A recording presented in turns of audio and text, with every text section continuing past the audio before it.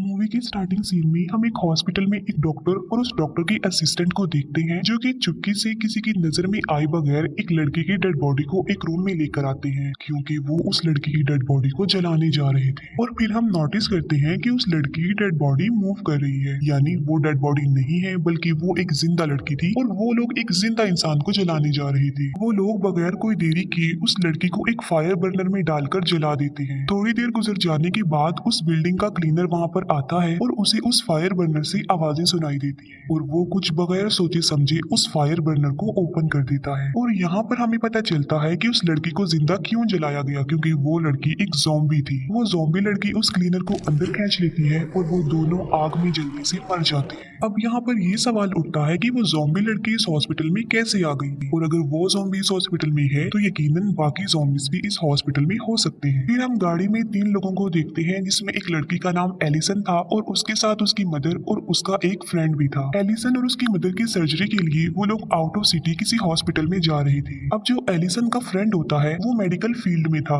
लेकिन उसे blood phobia था। ब्लड फोबिया एक ऐसी बीमारी होती है जिसमें किसी इंसान को खून देखकर बिला वजह के चक्कर आने लगते हैं और उसे बहुत ज्यादा डर लगता है। और जब एलिसन की फ्रेंड को ये पता चला कि उसे ब्लड फोबिया है तो उसने मेडिकल फील्ड को स्किप कर दिया। ये लोग जब उस हॉस्पिटल में पहुंचते हैं तब एक लेडी डॉक्टर इनका वेलकम करती है और उस लेडी डॉक्टर का नेम जेंजा होता है। अब हॉस्पिटल में जब वो लोग डॉक्टर के पास जा रहे होते हैं तब एलिसन की फ्रेंड को वहाँ पर खून देखकर चक्कर आने लगते हैं और डॉक्टर जो कि अपने बाकी पेशेंट्स का चेकअप कर रहा होता है। ये डॉक्टर उस हॉस्पिटल का सीनियर डॉक्टर था और ये वही डॉक्टर था जिसने उस लड़की को जला दिया। डॉक्टर एलिसन का चेकअप करता है और उससे सारी इंफॉर्मेशन लेने के बाद सर्जरी के लिए तैयारी करता है। डॉक्टर सर्जरी के लिए तैयारी कर रहा होता है और तब तक ये लोग बाहर वेट करते हैं और बाहर ये लोग उसी वार्ड बॉय से मिलते हैं और इनके दौरान कुछ बातें होती हैं। दूसरी तरफ एलिसन की मदर की सर्जरी ऑलमोस्ट स्टार्ट होने ही वाली थी। बाद में एलिसन को भी सर्जरी के लिए बुलाया जाता है, लेकिन एलिसन की फ्रेंड को कुछ ऑकवर्ड फील हो रहा था क्योंकि ना तो उन लोगों ने डिटेल से एलिसन का चेकअप किया था, जैसे उसका ब्लड ग्रुप टेस्ट नहीं किया था, और उससे भी ज्यादा बड़ी बात ये कि वो डॉक्टर उसकी सर्जरी नहीं कर रहे थे। तब वो वार्ड बॉय एलिसन की फ्रेंड को बाहर घुमाने के बहाने से ले जाता है। वो वार्ड बॉय एलिसन की फ्रेंड को एक फार्मेसी में लेकर जाता है जहाँ पर मेडिसिन के साथ एक ड्रग भी आया हुआ था जिसे चोरी से वो वार्ड बॉय लेता था। एलिसन की फ्रेंड को वहाँ पर बेड पर लेटी हुई एक लड़की दिखाई देती है जिसके फेस पर एक मास्क लगा हुआ था और उस लड़की के हाथ पांव भी बांध रखे थे और ऐसा फील हो रहा था कि जैसे उसे यहाँ पर कैद किया हो। एलिसन का फ्रेंड समझता है कि शायद उस लड़की को मास्क की वजह से सांस लेने में डिफिकल्टी हो रही है और उसे हेल्प चाहिए, और ये सोचकर वो उस लड़की का मास्क रिमूव कर देता है और वो लड़की काफी अजीब नजर आ रही थी और कंट्रोल से बाहर होकर वो एलिसन की फ्रेंड को ही काटने लगती है जिसने उसकी हेल्प की, क्योंकि वो कोई नॉर्मल इंसान नहीं थी बल्कि वो लड़की एक ज़ॉम्बी थी। आवाजें सुनकर वो वार्ड बॉय भी वहाँ पर आ जाता है और उस लड़की को देखकर उसे भी समझ नहीं आ रहा था कि ये क्या है, और वो दोनों डरते हुए और उस लड़की का फेस कवर किए बगैर ही वहाँ से भाग जाते हैं और वो ज़ॉम्बी लड़की अपने दांतों से अपने हाथों पर लगाई गई पट्टियां खोल लेती है। एलिसन का फ्रेंड जल्दी से एलिसन के पास आता है क्योंकि अब वो इस हॉस्पिटल में स्टे करना नहीं चाहते थे और वो एलिसन को वहाँ से लेकर भागना चाहता था, लेकिन डॉक्टर उसे बाहर जाने के लिए बोलते हैं और बाय मिस्टेक वो इंजेक्शन जिससे डॉक्टर पेशेंट को बेहोश करते हैं वो एलिसन के फ्रेंड को लग जाता है और वो बेहोश हो जाता है। थोड़ी देर गुजर जाने के बाद जब एलिसन का फ्रेंड होश में आता है तब वो दोबारा से ऑपरेशन थिएटर के पास जाता है और वहाँ जाकर वो देखता है कि लोगों की भगदड़ मची हुई है और डॉक्टर सर्वाइवर लोगों को लेकर उस बिल्डिंग यानी उस हॉस्पिटल से बाहर जा रहे थे। और ऐसा इसलिए हुआ क्योंकि जिस लड़की को एलिसन के फ्रेंड ने बाय मिस्टेक फ्री कर दिया उस लड़की ने सबको काट कर इन्फेक्टेड कर दिया था। सब सर्वाइवर्स लिफ्ट के जरिए नीचे जाने की कोशिश करते हैं लेकिन लाइट ऑफ हो जाती है और फिर वो स्टेयर्स का यूज करते हैं और उनके पीछे बहुत सारे ज़ॉम्बीज लगे हुए थे और वो लोग खुद को सेव करने के लिए डोर बंद कर लेते हैं। एक आदमी पैनिक होते हुए व्हील चेयर पर बैठी हुई एक ओल्ड लेडी को सीढ़ियों से नीचे फेंक देता है। सीढ़ियों के जरिए खुद वो नीचे आने लगता है और देखता है कि वहाँ पर भी बहुत सारे ज़ॉम्बीज थे जो बुरी तरह एक दूसरे को खा रहे हैं और वो आदमी खुद को सेव करने के लिए एक रूम में छुप जाता है। फिर हम देखते हैं कि एलिसन और उसका फ्रेंड बाकी लोगों से अलग हो गए थे क्योंकि एलिसन की मदर मिल नहीं रही थी और वो लोग उन्हें ढूंढ रहे थे। जब वो लोग सारे रूम्स को चेक कर रहे होते हैं तब एक ज़ॉम्बी डॉक्टर उन पर अटैक कर देता है। एलिसन का फ्रेंड उस ज़ॉम्बी डॉक्टर को मारने की कोशिश करता है लेकिन इलेक्ट्रिक शॉक लगने की वजह से वो खुद बेहोश हो जाता है। एलिसन समझती है कि शायद वो मर गया है और वो उसे वहीं पर अकेला छोड़कर वहाँ से भाग जाती है। कुछ इन्फेक्टेड लोग एलिसन के पीछे पड़े हुए थे और उनसे बचने के लिए एलिसन एक रूम में जाती है जहाँ पर वो देखती है कि बाकी ज़ॉम्बीज ने डॉक्टर्स को मार डाला है और वो वहाँ से भाग जाती है। एक सर्वाइवर मैन खुद को सेव करने के लिए एक किचन में जाता है जहाँ पर वो एक लड़की से मिलता है जो कि सर्वाइवर थी। एलिसन एक लेडी से मिलती है जिसकी फेस की हालत काफी खराब थी क्योंकि उस लेडी की सर्जरी चल रही थी और क्योंकि ज़ॉम्बीज आने की वजह से डॉक्टर्स ने उसकी सर्जरी को अधूरा ही छोड़ दिया। एलिसन उस लेडी को लेकर अपनी जान बचाने के लिए किचन में जाती है लेकिन वो लोग उन्हें अंदर आने नहीं देते। तब एलिसन बचने के लिए एक रूम में जाती है जहाँ पर उसे उसकी मदर मिलती है जो कि बेहोश थी और वो अपनी मदर को लेकर वहाँ से भागने लगती है और एक ज़ॉम्बी लेडी उसके पीछे पड़ जाती है और तभी बिल्कुल ठीक वक्त पर वो वार्ड बॉय आकर उस ज़ॉम्बी लेडी को मार डालता है लेकिन तब तक वो एलिसन की मदर को काट चुकी थी। एलिसन का फ्रेंड होश में आता है और खुद को सेव करने के लिए वो एक लेबोरेटरी में जाता है और वहाँ जाकर वो दिखता है कि कुछ एनिमल्स को बंद करके एक ग्लास बॉटल में रखा हुआ है। एलिसन का फ्रेंड एक गिलास बॉटल को तोड़ देता है और उसमें से एक इन्फेक्टेड एनिमल निकलता है। उस एनिमल से बचने के लिए एलिसन का फ्रेंड भागता है और वो सीनियर डॉक्टर और जेंजा के पास आ जाता है। वो लोग उस वक्त कुछ पेपर्स को जला रहे होते हैं। उन पेपर्स में ज़ॉम्बीज के क्योर के लिए कुछ बातें लिखी हुई थी और वो लोग नहीं चाहते थे कि ये पेपर्स गवर्नमेंट को मिले और इसीलिए उन पेपर्स को उन्होंने जला दिया। डॉक्टर का असिस्टेंट एलिसन की मदर की चोट पर बैंडेज लगा रहा होता है। अब जो सर्वाइवर्स बचे थे वो एक जगह पर इकट्ठे हो जाते हैं और एलिसन की मदर इन्फेक्टेड हो गई थी। डॉक्टर एलिसन की मदर को एक एक्स से मारने ही वाला होता है कि एलिसन की मदर उस डॉक्टर के फेस पर ब्लड वॉमिट कर देती है। ब्लड उस डॉक्टर के मुंह में चला जाता है जिसका मतलब ये था कि अब वो डॉक्टर भी इन्फेक्टेड हो जाएगा। खुद को सेव करने और उस ज़ॉम्बी वायरस के क्योर के लिए डॉक्टर एक मेडिसिन बनाने लगता है और यहाँ पर हमें पता चलता है कि वो वायरस उस डॉक्टर ने ही इन्वेंट किया था और उसे लगता था कि अगर मैंने वायरस को इन्वेंट किया तो मैं इसकी क्योर की मेडिसिन भी इन्वेंट कर सकता हूँ। और यहाँ पर ये बात रिवील होती है कि वो डॉक्टर ऐसी मेडिसिन बना रहा था जिससे कोई भी इंसान कभी भी, जिससे इंसान की एज कभी भी इंक्रीज ना हो और वो हमेशा यंग ही नजर आए। और उस डॉक्टर ने उस मेडिसिन का एक्सपेरिमेंट सबसे पहले एनिमल्स पर किया और एनिमल्स के बाद उसने वो एक्सपेरिमेंट इंसानों पर यानी अपने पेशेंट्स पर किया जिससे ये बात सामने आ गई कि वो कोई मेडिसिन नहीं थी बल्कि वो ज़ॉम्बी मेडिसिन थी। और यही वजह है कि ज़ॉम्बी वायरस इतना तेजी से फैलता जा रहा था। वो डॉक्टर ज़ॉम्बी वायरस के क्योर की मेडिसिन बनाकर एलिसन की मदर में इंजेक्ट करता है लेकिन इसका कोई भी फायदा उन्हें नहीं होता। एलिसन का फ्रेंड उस डॉक्टर से पूछता है कि आखिर इस मेडिसिन को बनाने का आइडिया था किसका और वो डॉक्टर बिल्कुल स्लो वॉइस पे कहता है कि जेंजा का आइडिया था ये। तब उस वार्ड बॉय के अलावा किसी को भी जेंजा का नाम सुनाई नहीं देता। तब वो डॉक्टर लाउड वॉइस में जेंजा का नाम बोलने लगता है लेकिन इससे पहले कि वो जेंजा का नाम लेता वो उसे मार डालती है। जेंजा ने उस डॉक्टर को इसलिए मारा क्योंकि वो नहीं चाहती थी कि उसका राज सबके सामने खुल जाए। जेंजा कहती है कि मैंने इस डॉक्टर को इसलिए मारा क्योंकि वो इन्फेक्टेड था और थोड़ी देर बाद उसने ज़ॉम्बी बन जाना था जो हमारे लिए खतरा था और वो किसी को भी नुकसान पहुंचा सकता था। अब एक और डॉक्टर और एलिसन का फ्रेंड जो कि मेडिकल स्टूडेंट था